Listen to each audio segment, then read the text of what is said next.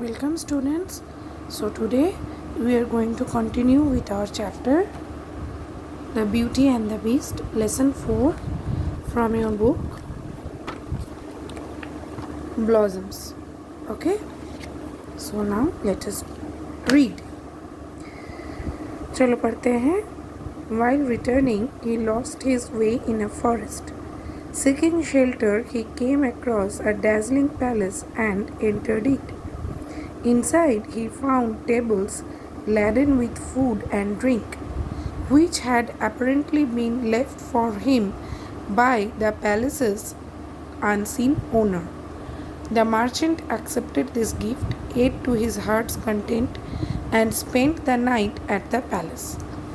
तो इस कहानी में हम लोगों ने पहले ये देखा है कि किस तरह एक मर्चेंट जो पहले की बहुत ही पैसे वाला था, जिनकी 3 बेटियां भी थी, लेकिन वो भाग्य के चलते उनका सारा जहाज़ जो है डूब जाता है और वो गरीब बन जाता है. तो अचानक उसको एक दिन खबर मिलती है कि उसके जहाज़ों में से एक जहाज़ लौटा है. तो वो उस जहाज़ को लेने के लिए या फिर वहाँ से क्या मिलता है देखने के लिए वो बंदर जाता है. लेकिन उसका जो भी लौटता है जहाज़ों में से, उसका जो भी कर्ज है वो चुकाने में चला जाता है. इसलिए उसकी बेटियां उसको जो भी लाने बोलती हैं वो नहीं ला पाता है.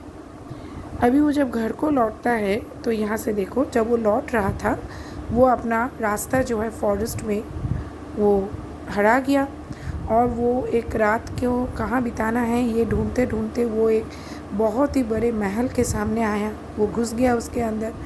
वहाँ पे बहुत सारा खाना पीना उसके लिए मतलब जैसे सजा के टेबल के ऊपर रखा हुआ था. लेकिन वो महल था किसका वो देख नहीं पाया, ओनर को वो देख नहीं पाया. अभी वो मर्चेंट जो है वो सारा चीज़ खाया, मन को एकदम तृप्ति देके खाया और फिर वहाँ पे सो गया. The next morning, as the merchant was about to leave, he saw a rose garden and recalled that Belle had desired a rose. Upon picking the loveliest rose, the merchant suddenly came face to face with a hideous beast. He told the merchant, "Last night you were hungry and shelterless. I gave you food, shelter, and comfort, and now you are taking away my most precious possession after accepting my hospitality. You must die for your conduct." दूसरे दिन सुबह वो merchant जो है जब जाने को था तो उसने एक बहुत ही सुंदर सा रोज़ गार्डन देखा और उसको याद आया कि बेल ने क्या कहा था. बेल ने कहा था कि उसको एक रोज़ चाहिए.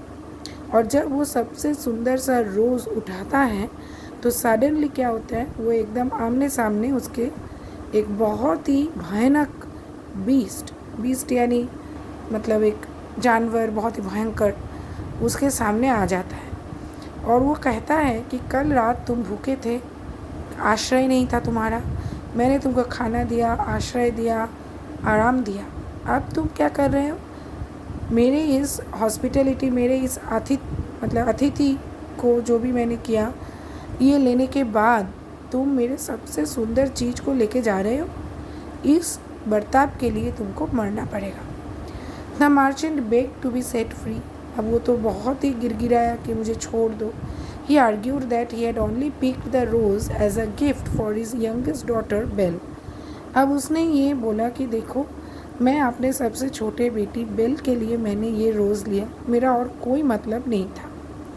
At last the beast agreed. Fine, you can take the rose for Belle, but you will have to return to the castle, or else your daughter shall come to stay with me in this castle. तो बोला कि हाँ ठीक है, तुम जाना चाहते हो जाओ, लेकिन शर्त है, या तो तुम्हें लौटना पड़ेगा या जिस बेटी के लिए तुम ये लेके जा रहे हो उस बेल को मेरे पास आना पड़ेगा. The merchant was upset but accepted this condition. Merchant दुखी हुआ लेकिन ये शर्त मान लिया. The beast sent him on his way with jewels and fine clothes for his daughters and stressed that Belle must come to the castle of her own accord. अब जाते वक्त बीस्ट ने 2 बाकी बेटियों के लिए बहुत सारे ज्वेल्स और क्लोथ्स दिए और ये बोल दिया कि देखो, बेल को ज़बरदस्ती नहीं करना है यहाँ आने के लिए, बेल को अपने मन से मेरे यहाँ पर आना है. थोड़ा सा धुंधला हो रहा है वीडियो, तुम लोग ज़रा अपने किताब में से देखो तो क्लियर हो जाएगा, और मेरा समझाना सुन लो तो प्रॉब्लम नहीं होगी। The merchant upon arriving home tried to hide the secret from Belle, but she pried it from him and willingly went to the beast's castle.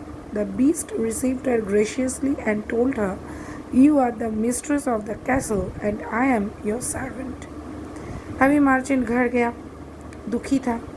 Bell ने पापा से कहलवा लिया कि क्या सीक्रेट है, और फिर मन की खुशी से वो बीस्ट के कैसल में आ गई। बीस्ट ने बहुत ही उदारता से उसको अपनाया और बोला कि आज से तुम इस कैसल की मालकिन हो और मैं तुम्हारा सर्वेंट। ठीक है, तो देखो ज़रा एक्टिविटी 1 हम करते हैं। ये कैसी कहानी है? इमेजिनरी स्टोरी, सोच बना के लिखने वाली कहानी, सच्ची घटना या किसी की जीवनी, ये बना के लिखने वाली कहानी है, imaginary story. Activity 2. Belle is the name of the youngest daughter. Belle asked her father to bring a rose. The owner of the castle was a beast. True, false? The merchant had 3 daughters. True. The merchant lost his way on return journey. True. Belle did not go to the castle on her own will. False. Belle became the mistress of the castle. True.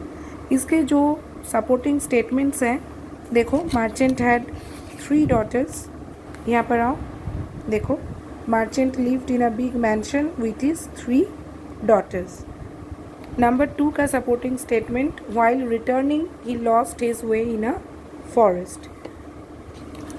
Number 3 का supporting statement,